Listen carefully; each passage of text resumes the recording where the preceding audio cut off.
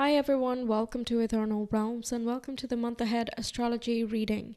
Make sure you check your sun, moon, and rising signs for a comprehensive view of the month. Additionally, I would recommend watching the tarot reading of the month ahead to get a different perspective. While you will know the astrology in advance through this session, I will also send you a reminder when the astrological events are near. All you have to do is subscribe, hit the bell, and you will be notified as the events occur through my community page. I occasionally post behind the scenes, meditation guidance, quizzes, and polls, which you can check out for yourself. And it goes without saying that you will be notified when new videos are out, such as other zodiac readings and pick a card tarot readings as well.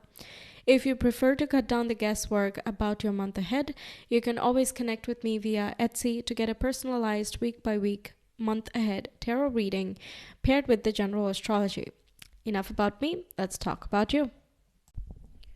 So let's talk about the general overview of October. There's quite a lot of aspects going on this month, so let's break it down into what's the most important and then drill down into each of these aspects. So first thing to note is that we have a Libra solar eclipse, which is a time of the new moon at 21 degrees of Libra occurring on the 14th of the month. I've already made a separate video for the eclipses. There are fateful events. There are some major changes that can happen in the Libran part of your charts, and this is a time of major release in order to rebalance or find a level of fairness, justice, and equality within that Libra area of your chart. And next we have another eclipse, but this is a lunar eclipse. It's a time of a full moon and is occurring in Taurus at 5 degrees. This is occurring on the 28th of the month. So this month is full of eclipse energies. Both the new moon and the full moon events are eclipses, so it seems like a major turnaround. There can be certain curveballs, resolutions, and again letting go of certain things in order to find a rebalancing or evaluation, re-evaluation, revisiting of certain beliefs and conditioning and so on, which can help us down the line. This also I cover in my eclipse specific reading. I will just mention how this affects in your house, but there are a lot more details going into this that I talk about in that separate video. I would recommend you check it out for that. All right, now let's talk about the seasons. We have Libra season, and then later on the sun moves into Scorpio, and that brings us to Scorpio season. And Libra season is all about that, again, harmony. It's kind of that transition point, the midpoint, and like the equinoxes happened and we are now moving into the days becoming a little bit shorter, or you're trying to cultivate more peace, harmony, and communication with relationships and so on that come with that season. And with Scorpio season, we talk about purging, releasing, detoxifying ourselves, and also transforming ourselves for the better. Now, when the sun moves into Scorpio, which is on the 23rd of the month, we also have Mars already in Scorpio, and Mars moves into Scorpio on the 12th.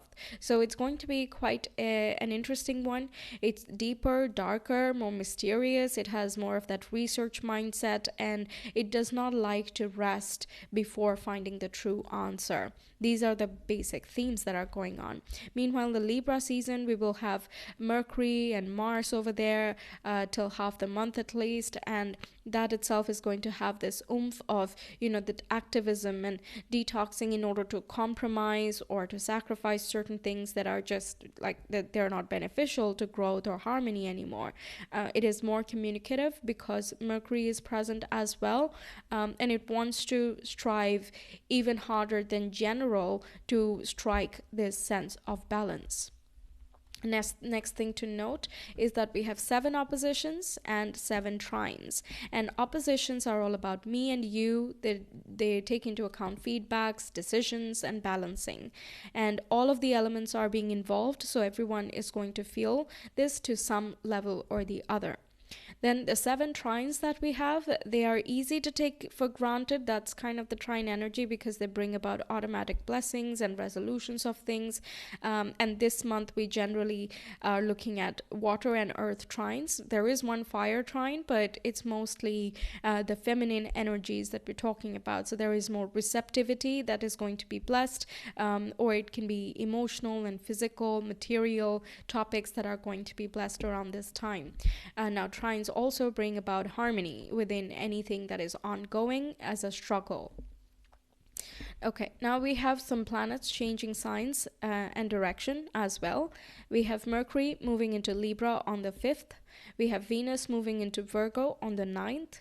We have Pluto going from retrograde to direct motion in the sign of Capricorn on the 11th. And this is an important date because this is a time that you can experience certain turnarounds and breakthroughs and transformations. So if you've been struggling with a specific fear or an insecurity or a sense of powerlessness, this can be a time where you recognize, oh wait, this is where I hold my power, or this is how I can call back my power, money, or I can transform myself to feel more like myself.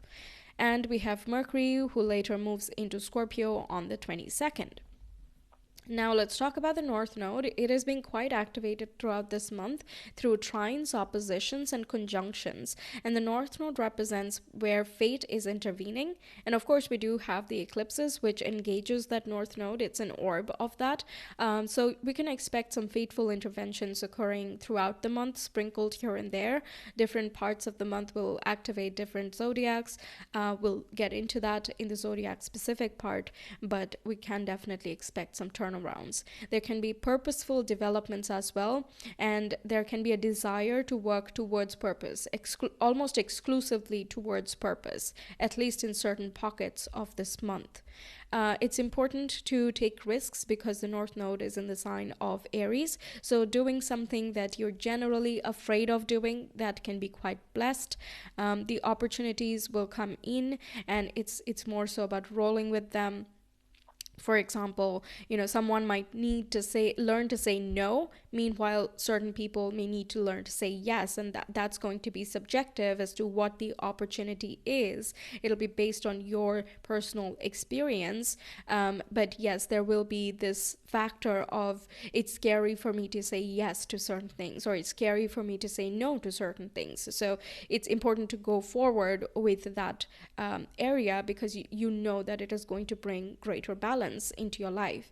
And you can know that because the North Node promises this greater fulfillment if we can push past that initial hurdle or that initial fear. Okay, so let's get into the specifics now. So Pisces, let's talk about you guys for the month of October. On the 2nd, there is an opposition between Mercury and Virgo in your 7th house of partnerships, one-to-one connections, and legal contracts as well. And this is right opposite Neptune in your sign of Pisces. And that falls in your 1st house, of course, which talks about your identity, personality, your attitude, and how you see your life. And because Neptune is retrograde at this time, there can be a little bit of miscommunication or a fogginess about what went wrong or not knowing what to say in a particular situation.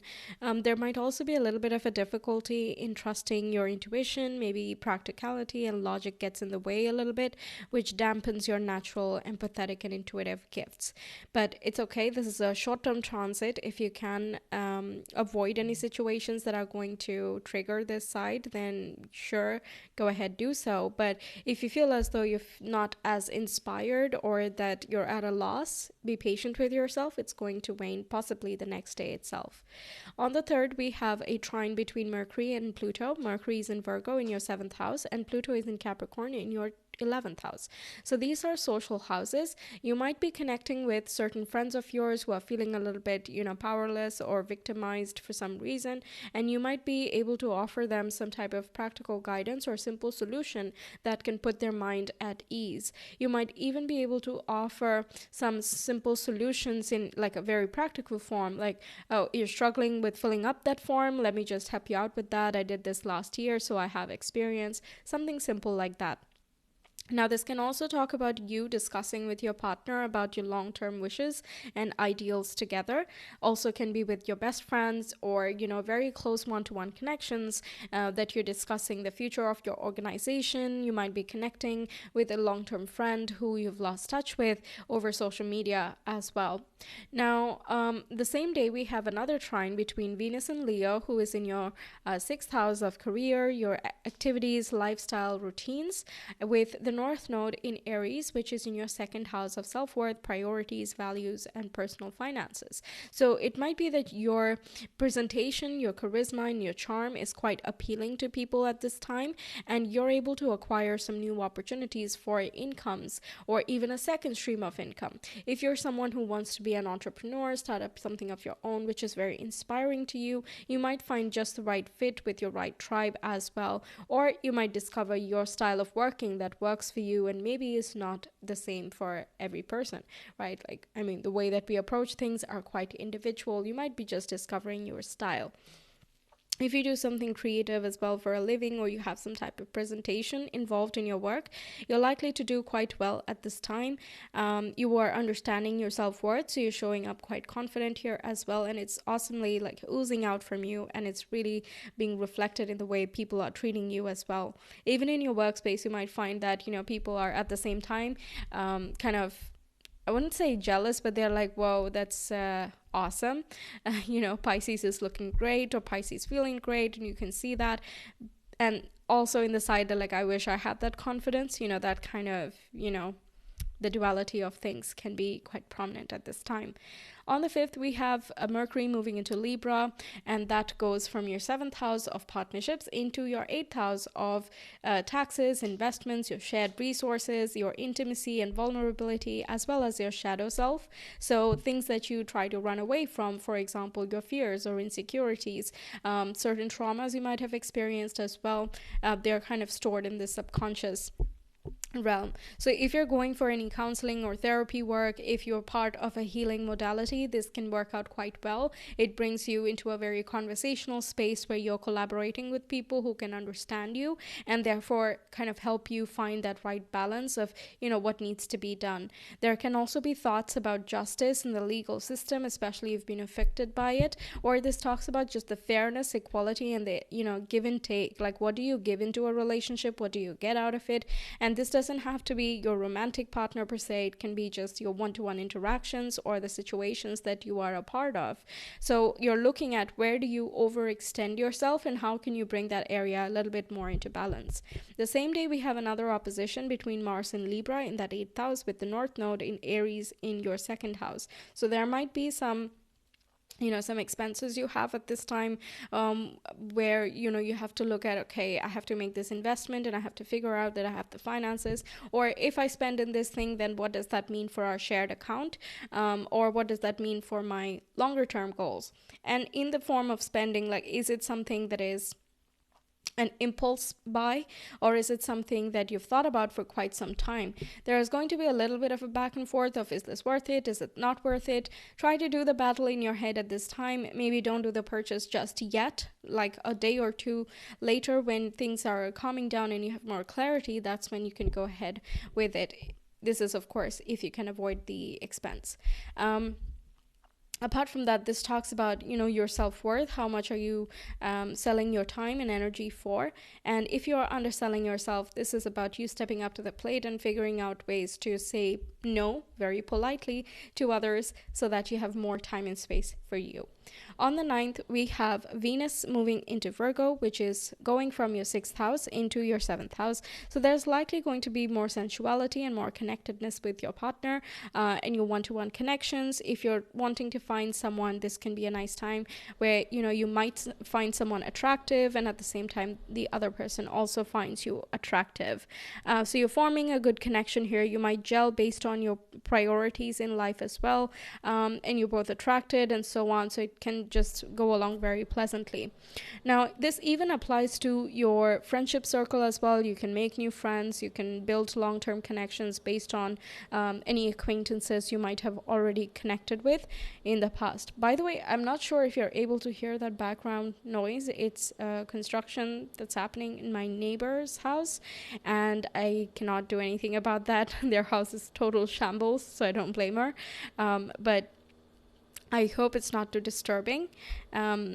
Okay, let's continue. On the 9th, there is a square between Mars in Libra with Pluto in Capricorn, and Mars is in your 8th house and Pluto is in your 11th house. So you're looking at, again, where do you stop yourself from achieving your certain goals, ideals, and aspirations? Is it just, lots of big dreams but not too much action, or is it a lot of action without knowing where exactly you're going? So either way, there is going to be some type of action needing to be taken here. This can again be getting into a little bit of a stressful conversation or a debate you might encounter with a friend of yours, or it's you dealing with something which is a little bit of a conflicting situation, like you don't know what to do, what decision to take or whatnot, and your friend is able to help you out. Or if you're revisiting your long-term plans, your vision board, for example, you're able to figure out the solution. Look at something from the past to empower yourself. On the 10th, we have an opposition between Venus and Saturn. Venus is in Virgo in your 7th house. Saturn is in your 1st house of Pisces, and it is retrograde at this time. There can be a little bit of a disconnect with your partner around this time. Seems like someone is busy here. And both of you are still very fond of each other, but it might be a little bit harder to connect with one another here. In cases of newer relationship, this is again you're very affectionate towards one another, but at the same time you're having some deeper conversations. You want to figure out each other more, and this can be a time where it's less cushy and less honeymoony and more about the sincere parts of things. You might be looking at what's your perspective, what's my perspective, and how can we find a compromise in cases of arguments. But there is definitely room for compromise here. On the 11th, we have Pluto moving direct, which I really like because it brings about some epiphanies of where we have been holding ourselves stuck and what fears keep repeating, what patterns keep repeating, and what are we not able to break out of. That becomes very clear when Pluto turns direct. We can make the transformations, we can make the changes, and we can have the revelations as well. And because Pluto is a far off planet, these changes are going to have long-term effects. So take note of what happens here. On the 12th, we have Mars moving into Scorpio. This is where it rules, so it's very strong here, especially in contrast with Mars and Libra. So you might find that you have more of this oomph factor, you have more magnetism. If you are doing anything related with research or mentorship, teaching, you are more energized at this time, or people are finding you more compelling, you have a deep knowledge, something they don't, okay? And people might be coming to you for advice. Even if you're not an official teacher, people might kind of put you in a teacher type of role where they seem like, hey, Pisces, you seem very talented in this, can you please guide me? And you might be more inclined to accept as well, and it makes you feel very confident about what you have learned, what you know, and all of that. Now, Mars also can be, in a shadow side, it can get very obsessive, it can get power hungry and manipulative as well. So kind of watch out for certain teachers or certain mentors that you don't have a very great relationship with. They can misconstrue your intentions for something else, but kind of stay out of the radar, and as long as you can do that, it's fine. Yes. Also, by the way, this 9th house is about, your manifestation powers, your connection with the universe, and you're a very intuitive sign. Scorpio is a very intuitive sign and also quite connected with the esoteric and behind the scenes kind of realms. So you can definitely manifest something here that is going to put you in a nice position for the future. On the 13th, we have a trine between Mars and Saturn. Saturn is in your sign and Mars is in Scorpio. We just talked about that. So this trine is going to talk about what restructuring, what changes of personal patterns need to be made in order to find better expansion for the future. How can you move towards your longer term goals, your 5-year plan, by doing something very small right now, right here? What can you do? right? What can you think, feel, manifest? All of these things that are going to create this headway. On the 14th, we have a new moon solar eclipse in the sign of Libra. This falls in your 8th house of shared resources, investments, taxes, and also your intimacy, vulnerability, fears, insecurities that we talked about. And with eclipses, they bring about fateful changes, and they come into fruition, or rather complete fruition, within like 4 to 6 months in terms of physical, tangible change. So perhaps you don't notice immediately on the 14th that, whoa, something fateful happened, right? But it'll likely play out in the longer run. So I've made eclipse specific, zodiac specific readings for this eclipse season. It's in my channel already, and I will link it as well.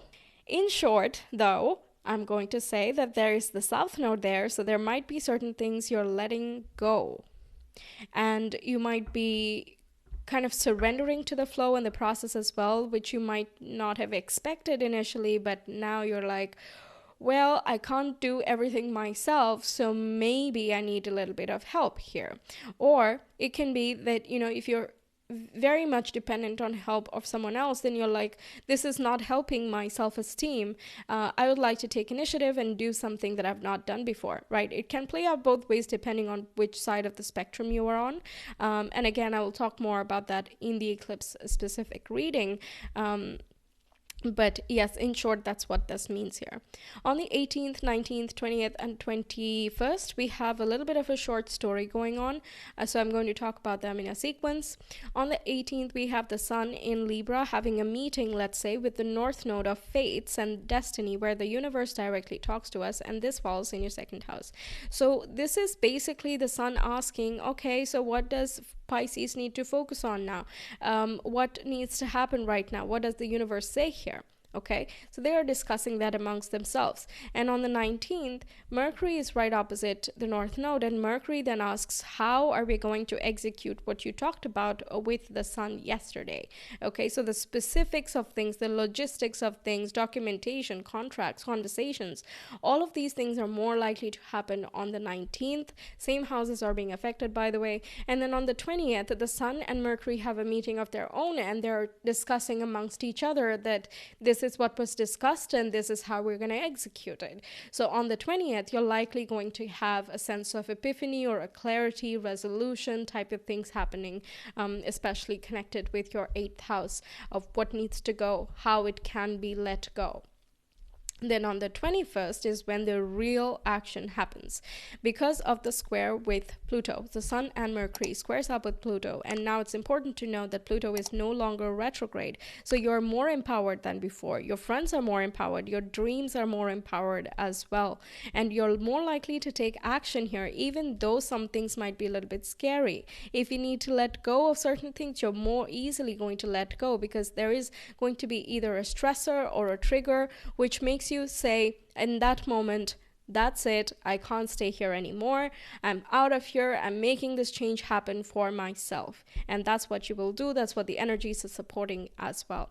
On the 22nd, we have Mercury moving into Scorpio, and this moves from your 8th house into your 9th house, so it's going to help you look at the bigger picture of what is bringing you passion and excitement.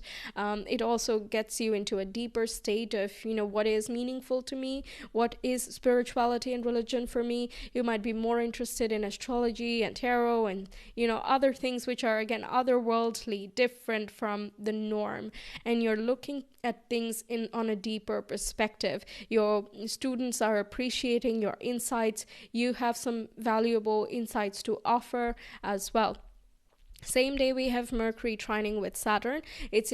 Saturn is in your sign, so it's again affecting the 1st and the 9th house. So how you are coming across in terms of your education, your worldview, the cultures and people that you're connecting with, it just shows that you are understanding many things, and you are becoming more adaptable, but at the same time quite stably.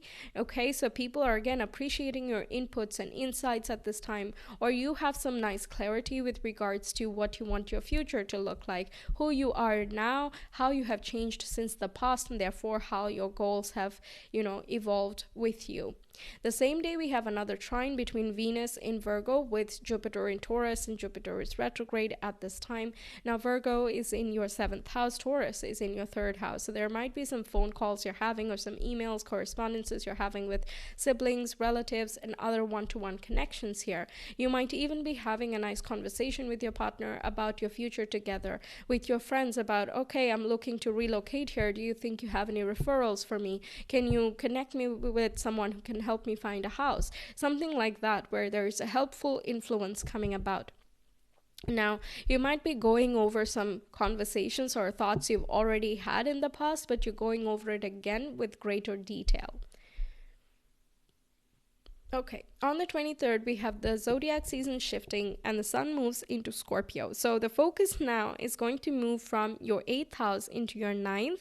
And we've talked a lot about this 9th house, right? Because Mars came in, Mercury came in, and yeah, they've been forming lots of aspects. So now the sun coming there is essentially saying, okay, we don't need to focus on the Libra part anymore. We really need all of our attention on the Scorpio part of the chart. Because it's at a harmonious angle with you, whatever changes and revelations happen here, it's for your betterment, it's for your expansion.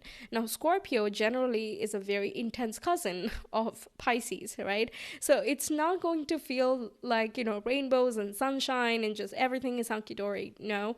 But, the answers and insights and revelations that come to you that can really make you feel very purposeful around this time. And the deeper you go within yourself in self-realization, the deeper you're able to connect with others, and the whole unity consciousness that Pisces is associated with, it just gets closer and closer as a living reality. On the 24th, we have the sun trine with Saturn, again that 1st and the 9th house. So you're looking at your vision and your goals, you know what to do, you know how to stabilize yourself, and also you know how to restructure certain things to create more flexibility within your life in all the right ways. So you're doing pretty good in this one. It's also quite healing and esoteric. Again, your intuition might be sharper around this time, so take note of any insights you get. On the 28th, we have a full moon lunar eclipse in the sign of Taurus, which falls in your 3rd house of communication, short distance travel, local community, colleagues, marketing, advertising, sales, and your siblings and relatives as well, communication, thoughts, many things, right? It's a very busy house. So the Taurus eclipse you've been dealing with for the past 1.5 years, this is not going to be something brand new to you, but it might be the grand finale of something that's ongoing. So again, take note of who you're talking to. They can be useful in the next chapter of your life. You might be creating a presentation, or you're saying something that creates a strong impression on someone else, and you might not have gone with the intention of building a network or to acquire more money opportunities, but it might just come towards you as a result of just the charm that you're oozing, the words that you're saying at this time. Again, I talk a lot more about this in the eclipse dedicated reading, because even though we have the eclipse itself in Taurus, we have a lot of energy going on in Scorpio, so it's important to take those into account as well. Now, the same day, we have an opposition between Mars and Scorpio with Jupiter in Taurus, and the same houses, the 3rd and the 9th. And this can be a time where you're overdoing it, like there's overexcitement. You're like, okay, let's go there, let's do this, let's expand on this, and let's talk more about this and that. But it might be as though the time is flying, or you don't have your dinner ready. The small little things might not be very taken care of. So it's important to, again, be mindful of what your needs are, of what other people's needs are. Have the conversations, go deep and whatnot, no problem, but also make sure that your basic needs are taken care of. On the 29th, Mercury is right opposite Jupiter, the same houses, but in this time there can be some overpromising of, yeah, sure, we will travel on the 30th of December, sure, no problem, right? But you've not made the bookings, you don't know if things are available, and you might not know yet that you're overpromising, because in your mind you think that, yeah, that's totally feasible, but when you actually go about doing the checking and you're trying to book your tickets, it's just not feasible, right? So that's something to be careful about, but apart from that, it doesn't seem to be too disastrous. I mean, Jupiter is still involved, so it's going to bring in some form of protection. The same day, we have a conjunction between Mercury and Mars in the sign of Scorpio. So this can be a hyper energetic time. Perhaps you're quite busy at this time, maybe writing proposals or reports and, preparing for presentations that are going to be the next week or something like that. Is generally quite a busy time. You might also be quite, thoughtful about these religion, spirituality, your belief systems, philosophy. If you're more of a deep thinker, this is going to be a time where you do a lot of thinking. Your head might sometimes pound. Okay, note things down. Don't try to keep it all in, especially if this is going to lead to some sort of emotional purging and cleansing, because it definitely is a healing one, this one, and quite transformative as well. Now on the 31st, we have a trine between Venus in Virgo with Uranus in Taurus. Uranus is retrograde at this time, and Venus is in your 7th house. Again, the social houses, it can be that you are unexpectedly connecting with a person that you have worked with before, or you have talked with them before, but you are connecting with them in a different way this time. So something like the example that I was giving earlier of you go for a presentation, your words are very impactful, and you don't know that someone was in the crowd observing you and getting very moved by your words, and now they're reaching out. They're like, hey, so I heard you in that event over there, and that was a pretty good speech, or that was a nice write-up. I would like to, talk to you a little bit more. Something like that. It's just a pleasant, interaction you might have. So that's what I have for you. Thank you for being here. I really hope you enjoyed and that the messages help you out throughout the month.